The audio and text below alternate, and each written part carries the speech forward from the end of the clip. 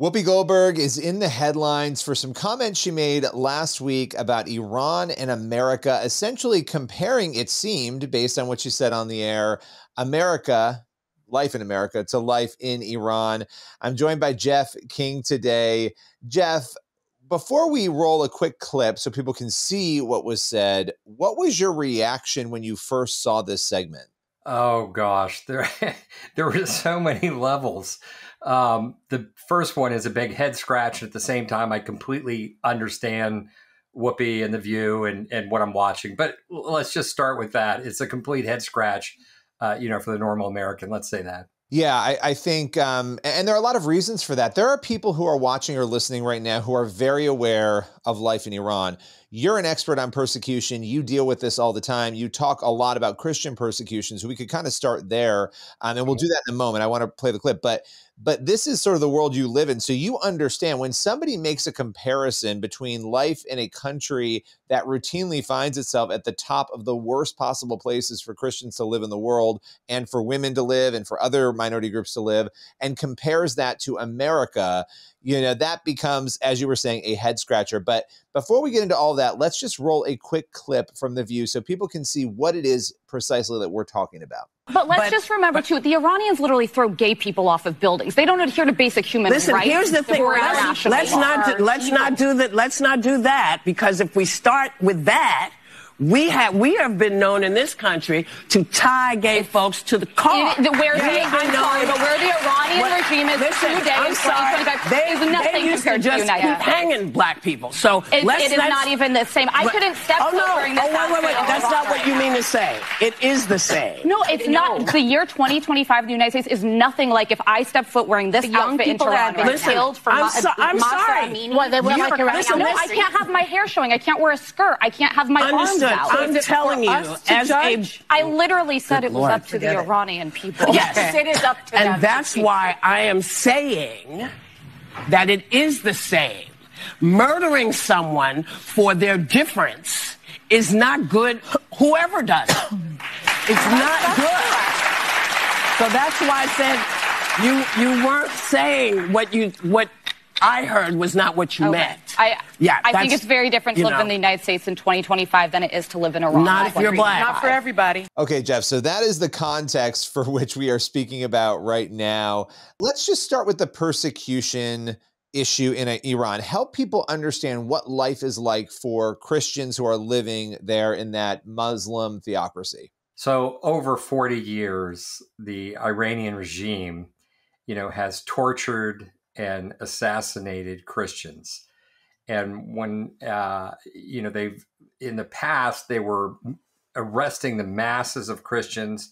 And Billy, as you know, Christianity has grown so deep in Iran that actually they can't even arrest the masses anymore, but they're still arresting the leadership, the top influencers, arresting and then torturing. When I say torture, it's hard to imagine what this means for the average person. They go into Evin prison. It's a notorious place.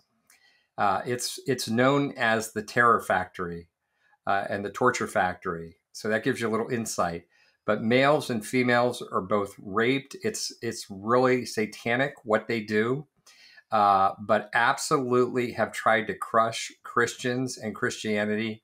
And all they've done really is built the Christian church in Iran over the decades. It is interesting, and we see this, I think, from a Christian perspective, understanding that you can't stop the gospel, right? So, all of these regimes, not just in Iran, all over the world, they'll try to do this where they try to crack down on Christianity, and you watch it grow, and you see millions of people become believers.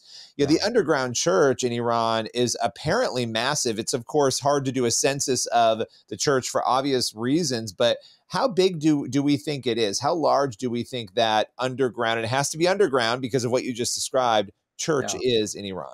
I don't have the latest stats on it, but it's known as probably the fastest growing church in the world, Billy. It's absolutely massive. And I'll tell you a little story. In years past, we were involved in pulling pastors out of Iran, and you pull them into a neighboring country. You just let them breathe. You let them worship together, worship in freedom. Oh my gosh, I'll come to tears thinking about it.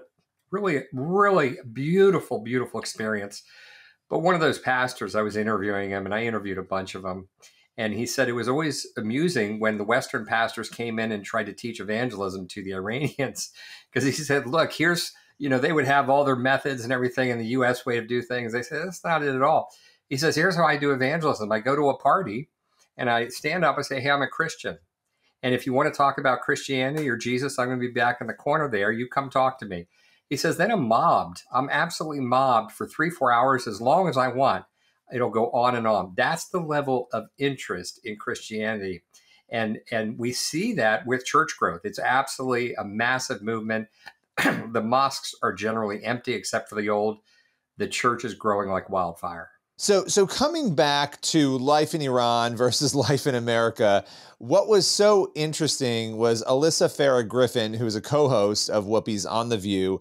She was trying to reason with Whoopi and say that, and here's an exact quote, the U.S. in 2025 is not as bad as Iran in 2025. She was explaining that there's no comparison between the two on a multitude of fronts: religious liberty, women, down the line. One of the reports we saw that we reported on at CBN News was that the internet was shut down in Iran by the government after Israeli strikes began. I mean, that alone, our internet in America has never been, as far as I know, shut down across the entire country by the U.S. government, even as cities have been burning and chaos has brewed in different parts of the country. Talk a little bit about the general situation. We talked about persecution in Iran and differentiate it from the way that we live here in America. Yeah, well, first of all, I may have to push back. You described her as a co-host. I think she's the token conservative.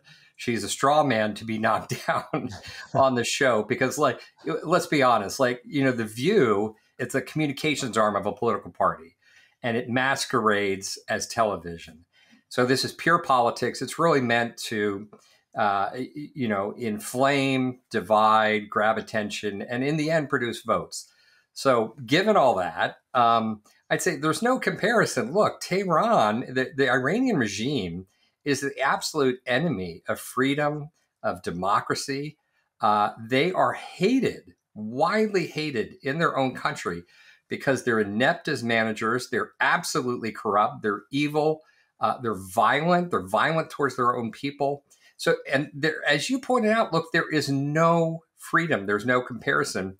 And perhaps the most ironic or amusing thing is everything Whoopi stands for would get her at the least beaten or arrested, tortured, or murdered in Iran. Well, and it's interesting because the dialogue, the U.S. in 2025 is not as bad as Iran in 2025. Alyssa Farah Griffin trying to make that differentiation. Whoopi's response was not if you're black. And so it became sort of a conversation about, and of course, our country has history on, like every country, on a multitude of issues that is not perfect because human beings are sinful. And there are things that even today need to be dealt with. But the idea that these things are comparable, I think, was what people were reacting to, regardless of what issues might exist. The idea that we're comparing a country where the internet is shut off, where somebody was, as far as I understand it, killed after not wearing their head covering last year. That was a big issue, was it not? I think it was last year, the year before. And that's just one story. You hear about many of the other stories in the ministry work that you do. I mean, it almost boggles the mind, the conversation. That's not saying, if you were to say Iran is much worse, that's not saying there are no issues ever in America and we're clear and white as snow always. We're not saying that, right? What we're saying is there's no comparison between the two. Yeah, absolutely not. And I think what Whoopi's doing, what The View does, is the enemy of my enemy is my friend. So anything Trump is doing, of course, he's the Antichrist and must be opposed. And we must inflame people. We must get people activated and angry. Again, in the end, it's to produce votes. But yeah, and I think what she fails to miss is that, and you just alluded to it, that racism is a human sin. It's not an American sin by any means. All across history, every race, every culture, it's embedded into us. We are tribal to the core. We oppose that which is different, which we don't understand, et cetera, and we attack it. And America, of course, has a huge black eye when it comes to racism. But I can't think of any other country that's gone farther. In history, there's been nothing like what we've done to try to right that wrong. And, I think we're living out the dream of Martin Luther King right now. It's not perfect, and there's still racism on both sides. Yeah, it's as you sort of look at this, there's another angle I want to hit on, because your work is dealing with persecution and dealing with the horrific situations in countries like Iran. When you make a comparison like this, there's a real danger, at least in my perspective, of diminishing what is actually going on somewhere, because you're comparing it to a place where there is ultimate First Amendment freedom. It's not perfect, but ultimate freedom, the best, most robust freedom you could ever have. And you're saying, well, these things are comparable. Can you talk a little bit about that just from your perspective as somebody who's dealing with persecution? It feels to me like it almost says, well, don't look over there because it's, basically not all that bad. I think you just nailed it, Billy. I mean, again, go back to what I was saying about what is the purpose of the View? What is it truly? It's the communications arm of a political party, and it's just that. Don't look over there. Anything these guys are doing is evil, and he is the Antichrist.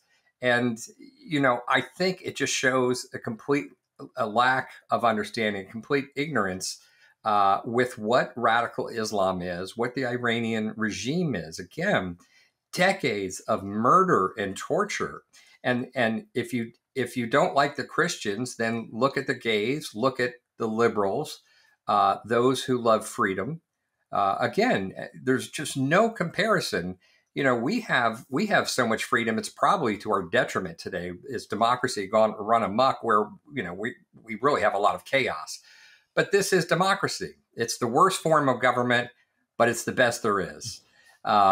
So, I can't understand that. I just think she really needs to get educated on what radical Islam is and what the Iranian regime is. Yeah, and there's so much really to unpack, honestly, that we could go on and on here with it. But if you had Whoopi Goldberg in front of you right now and you could deliver a message to her about this, what would you say to maybe help her?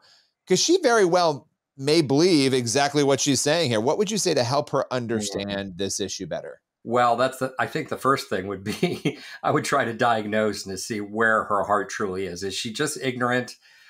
Because I could say, look, what you're watching there is just the worst of politics today. It's what's going on. And on the far side of either political party, it's, we are the only ones that are virtuous and righteous. Those people are evil at best, or foolish at best, and more probably evil. So I'd say, Whoopi, please stop the division. We can't do this as a nation. It doesn't really work as a nation.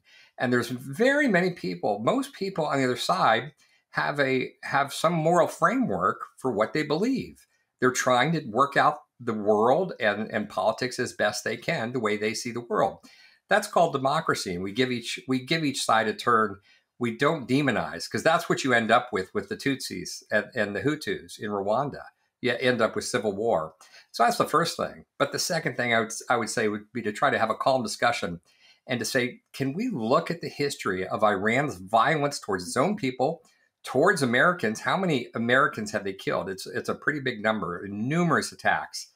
And to try to get her to understand what is the nature of radical Islam and what they really think of people like her, with people who espouse her views. Yeah. And, being able to have these conversations. One of the other things that struck me just as we round out this conversation is the silence. I mean, there was a little bit of chatter, but from the other hosts, right? I mean, I'm sitting there thinking, is somebody else going to step into this and say, Alyssa, you're correct? And maybe they didn't, I didn't hear it, but I'm thinking there's no way this entire panel is thinking that this is an okay conversation, right? Like that this makes sense. And yet it felt like nobody else was willing to step in and say, okay, well, you're dealing with murder, horror, in a country that's been held hostage by a government. That is not something that in 2025, despite people wanting to say it's happening, is happening in America. I'll give you the final word. I'm not even sure what to say. I mean, I think we both look at this and we say, you think of those other panelists and, why does the View exist? Again, divide, create anger, produce votes in the end. And so God forbid someone would stand up for reason and say, hey, you know what? I think that conservative over there, the token conservative, I think she's got something, because then I might be viewed as being on that side. But it is just crazy that there's no real discussion. No one denounced that. No one said, Whoopi, oh my gosh, give me a break. So again, though, that fits with, I think, my analysis of the show and what The View is. Well, it would be great if The View actually balanced the conversation and helped people understand and had, numerous people on who were able to do that on both sides in a way that was compelling and offered something of value in this political discourse. Jeff, as always, I appreciate your time today. Absolutely, Billy. Thank you.